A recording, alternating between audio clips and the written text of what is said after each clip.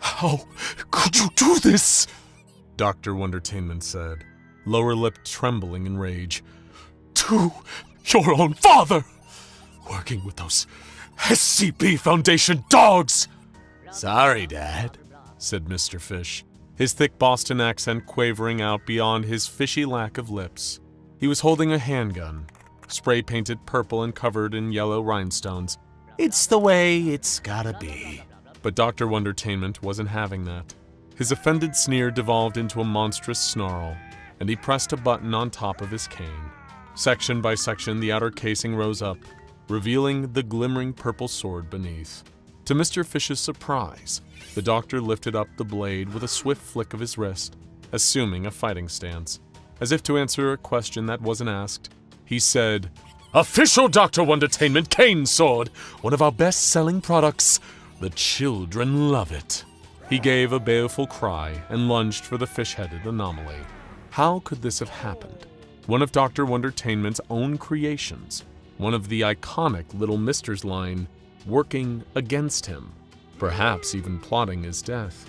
It's a wild story, and it all began in an Irish pub near the Boston docks, where a certain Mr. Fish was at least living up to his name in his ability to drink. Surrounded by surly Boston dock workers, Mr. Fish, in his finely tailored black suit with his bright orange goldfish head, knocked back a third tankard, pouring the golden liquid down his fishy gullet. Nobody asked any questions. You see types like him in Massachusetts and Rhode Island, folks with an Innsmouth look. Most people just assumed their great-great-grandma must have had a wild night with Dagon and forgot her morning after pill. It's not the kind of thing that's really all that polite to ask about. But Mr. Fish drew attention to himself in his own way. One of the two TVs in the bar was playing a Celtics game, a game that Mr. Fish had a not inconsiderable part of his latest pay packet riding on with a local bookie, and the C's were letting him down. He yelled at the screen, shaking his human fist, until a pair of salty sea dogs trudged over to tell him to shut his trap, so the rest of them could relax.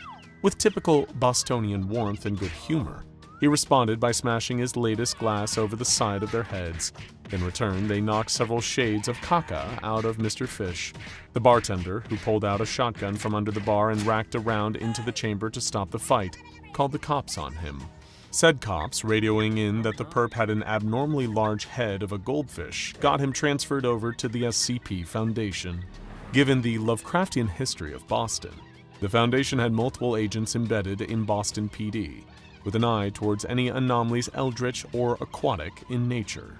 By the time Mr. Fish had sobered up, he was sitting in a chair across from a stern-faced Foundation researcher, looking at him down the bridge of his nose. This was Dr. Baker, and according to him, Mr. Fish's new name was SCP-527. Baker said, "Thank you for your cooperation thus far, SCP-527. We're just using this interview as a way to gauge any potential anomalous behavior we might not expect." "All right," Mr. Fish replied. "To begin, are you capable of breathing underwater?" "No." "Are you capable of communicating with other fish or with other sea-based life forms?" "No." Dr. Baker took notes on his clipboard. "I see," he said. "When did you first discover your condition? Were you by any chance attacked or bitten by a fish you didn't recognize, or experience an encounter with a sea-based deity of some kind?" These questions were starting to irritate Mr. Fish, especially as he was still recovering from his combination hangover and fight headache. "No," Mr. Fish repeated. Well then. You've been like this since birth?" "Yep." "I am all right. Do you know of any other anomalous traits you might exhibit?" Mr. Fish sighed and said, "Sure don't. Like I told the other guy, this is all it is. You're looking at it. Lies, stripes, hot sweetie, they got all the good stuffs. I'm just a guy with a fish head." Dr. Baker, seemingly rather disappointed and yet relieved with an outcome like this, "Do you have any idea why your creator might have fashioned you in this way?" All Mr. Fish could do was shrug. What you saw with him truly was what you got. But in a way, this made him the most predictable of the little misters that they had in containment. And given that he'd been cursed with such a dumb, anomalous ability, and yet had an awareness of the other little misters, could make him a unique asset to the Foundation in their quest against one of the most enduring groups of interest, the enigmatic, anomalous toymaker, Dr. Wondertainment. And that was exactly how the deal was struck. Dr. Baker, after speaking with the administration, decided to offer Mr. Fish a deal. They would release him and make it seem as though he escaped from Foundation containment so that he could return to Dr. Wondertainment. From there, he would be their man on the inside, helping them take down Dr. Wondertainment's sprawling organization from within. Once the mission was completed successfully, they would give him the best anomalous treatment that money could buy to reshape his body and give him a real human head. How could Mr. Fish possibly say no to an offer like that? They staged a containment breach a week after that, allowing Mr. Fish to break free from the facility and run out into the nearby desert, where the arid winds admittedly felt terrible on his scales. He walked for miles in the night, knowing that if he was given too easy a ride, then Dr. Wondertainment might just smell something fishy. Mr. Fish reached a nearby town the next day and made his way to the nearest toy store. There, he approached the clerk and said the words, "When your world is down and you're needing escape, know in your head is a wonderful place." With that, the clerk nodded and opened the door to the toy store's stockroom. Except if you looked closely, you'd see that the air in the doorway was shimmering slightly, a telltale sign that a portal is at play. Mr. Fish took a deep breath. There would be no coming back from this if he failed, and stepped across the threshold. When he opened his eyes, he was standing in the Technicolor wonderland of one of Dr. Wondertainment's anomalous toy factories. It was only moments later that the doctor himself sauntered in, his cane tapping against the ground with every step, twirling his mustache with his free hand. "Well, well, well, the prodigal son returns," Dr. Wondertainment said. "I hope you take no offense to this, my boy, but of all the ones I thought would be able to escape one of those damned Foundation lockboxes, I never expected that it would be you." Mr. Fish didn't take offense, not really, especially given that he hadn't actually escaped the base on his own. "Still," Dr. Wondertainment said, "it is wonderful to have you back. We have much work to do, and many hands do have the power to make that work an awful lot lighter." And so began Mr. Fish's work undercover for the SCP Foundation, appearing loyal to his creator while working to undermine him. He was immediately put to work on the factory floor, putting together anomalous toys on conveyor belts.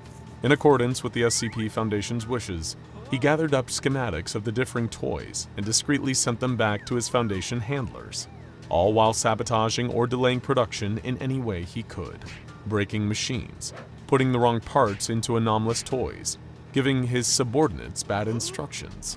When the time came to lay the blame at someone's feet, Mr. Fish blamed another worker who was actually one of the more competent and committed members of the team. Dr. Wondertainment strapped him to a giant firework and shot him up into the sky, causing a spectacular explosion that incinerated the man in the process. Mr. Fish rose through the ranks after that, becoming part of the brainstorming team for new products.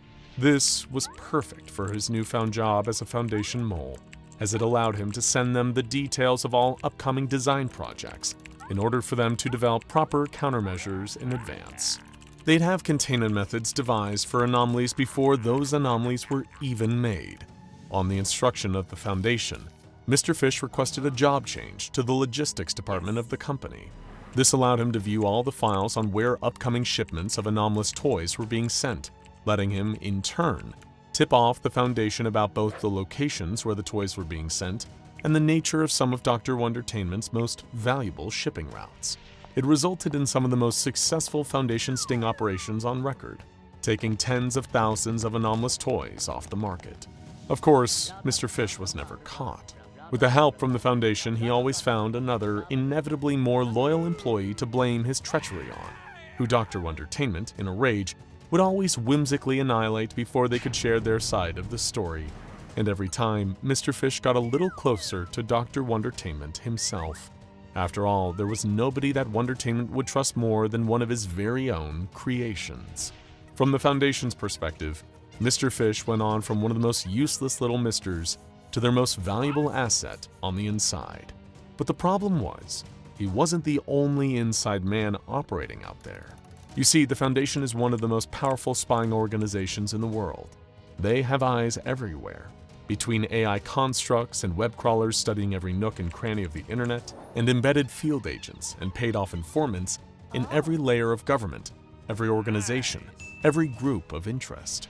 But no system is watertight, and sometimes the apparent omniscience of the Foundation can blind it to the presence of spies in its own midst. They never imagined that an enemy as whimsically devious as Dr. Wondertainment would have a spy of his own hidden in their midst. But that was very much the case of Wally Watley, one of the good doctor's minions hidden in the Foundation's administrative department. With all the recent hardships that the Foundation had been facing, Dr. Wondertainment had put a great deal of pressure on Wally to find out why the Foundation had gotten so lucky, and why so many of his own employees had been failing him. He knew that it had to be those killjoys at the Foundation interfering. He just needed to discover the nature of that interference before he could do anything about it. And that's when Wally Watley, at a late night pouring through the archives, discovered some correspondence between the Foundation and one of their anomalous contacts. Someone embedded in the heart of Dr. Wondertainment's operation, feeding information to his greatest rivals, a bona fide double agent. Wally delivered this information to Dr. Wondertainment, though he had no way of knowing who the Foundation mole actually was. Still, the doc felt disrespected, and that made him furious. Who dared stand in the way of his noble goal, bringing joy to the children of the world? It was perverse. It was evil. He would find whoever did this, and he would make them suffer in all the worst ways his considerable imagination could fathom. There was just the matter of catching the rat first. And so began the great purge of the Wondertainment organization. Toy soldiers with real functioning rifles marched through the halls, interrogating anyone who seemed suspicious, and putting them to the immediate firing wall if they didn't have satisfactory answers. Toy Spitfires sailed through the air, unleashing tiny machine gun fire and barrages of missiles on anyone who dared to run. The higher-ranking workers at the company were told to report directly to Dr. Wondertainment's office, one by one, for interrogation with the man himself, and he had ways of making them talk. If someone struck Dr. Wondertainment as untrustworthy, he'd shake their hand with a joy buzzer that reduced them to a pile of ash on the ground. He'd release snapping clockwork dentures that would devour them alive. Some he'd even use his patented Dr. Wondertainment Chinese finger trap, which slowly sucks in your entire body, starting with your finger, and traps you in the hell dimension of eternal torment. As the Wondertainment purge claimed more and more victims, Mr. Fish found himself growing increasingly nervous. He knew he wasn't the kind of guy who could keep his cool under torture. Would Dr. Wondertainment even resort to something like that? The scariest part was that truly anything felt possible now, and the Foundation seemingly had no incentive to protect Mr. Fish beyond his usefulness as an asset to their plans. This hard-working Boston Goldfish man needed to act, or risk being acted upon. That's why he took one of Dr. Wondertainment Bedazzlegats from the storage room and decided that it was a simple matter of self-preservation. He needed to kill his creator before his creator had a chance to kill him. It really was as simple as that when all was said and done. He stormed into Dr. Wondertainment's office and pointed the gun in his face, which brings us full circle to where we were at the start of this video. Dr. Wondertainment, always having a flair for the dramatic, drew his cane sword and began a relentless assault against his own creation. "I made you, you ungrateful little fish!" he said with another swing. "And I can unmake you with far less effort!" Mr. Fish tried firing his weapon, but every bullet seemed to miss, Dr. Wondertainment dodging around them like living mist. With every strike, he got closer to leaving Mr. Fish sleeping with the fishes. One slash with the blade rendered a wound across the little mister's chest, collapsing him to the ground. "Always a terrible shame," Dr. Wondertainment said, raising his weapon, "to break a beloved toy." Before he could bring it down, sniper fire shattered through the window. Wondertainment scattered as Foundation operatives repelled into the factory to extract Mr. Fish, having narrowly avoided a gruesome death. It seemed that working for the SCP Foundation really did have its perks. Now go check out SCP-2935 O-Death and more epic SCP stories you can't miss. And SCP-682 Ways SCP Foundation Try to Kill Hard to Destroy Reptile for more.